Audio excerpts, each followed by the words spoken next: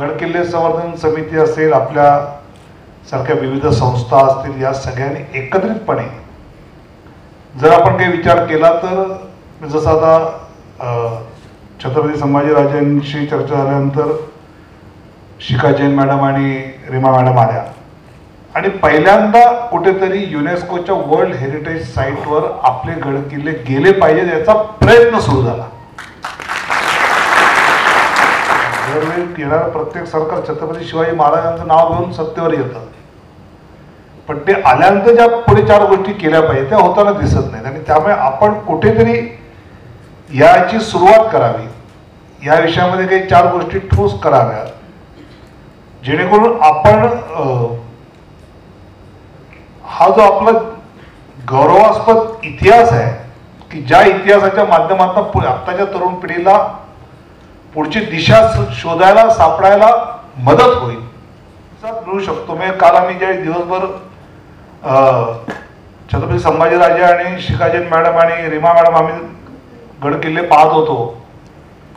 मुरुड जंजिरा पाहिला, आपलं तोरणा असेल, रायगड असेल, राजगड असेल किंवा शिवनेरी असेल, आणि प्रत्येक किल्ल्याचं असणारं वैशिष्ट्य आणि या सगळ्या याच्यामध्ये सगळं ते पाहत असताना वारंवार त्याची चर्चा जी आम्ही सगळी करत होतो.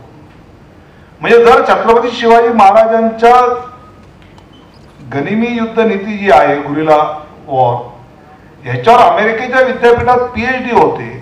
अमेरिका व्हिएतनामचं युद्ध त्या गुरिला वॉरच्या पद्धतीने लढवलं जातं, ते आपण हे आमचं आहे हे लोकांसमोर आणत नाही आणि त्यामुळे त्याला मिळत नाही. अशा वेगवेगळ्या गोष्टी आता आपण जगासमोर आणायचा प्रयत्न करतो. त्यातला हा शिखा जैन आणि रीमा मॅडमचा एक प्रवासातला भाग हा त्यातला. आणि त्यामध्ये मला असं वाटतं की आपण खूप लेंदी प्रोसेस आहे, 3 वर्षाची सुरुवात केली आहे. देशातून एकच नाव त्या वर्ल्डसाठी दरवर्षी जायचं, त्या एकामध्ये आपला नंबर आपल्याला लावायचा आहे. अशा सगळे प्रयत्न आपण त्याचे करतो आणि करू. मला खात्री आहे की ते आपण नक्की करून घेऊ, त्यात मला कोणतीही शंका वाटत नाही.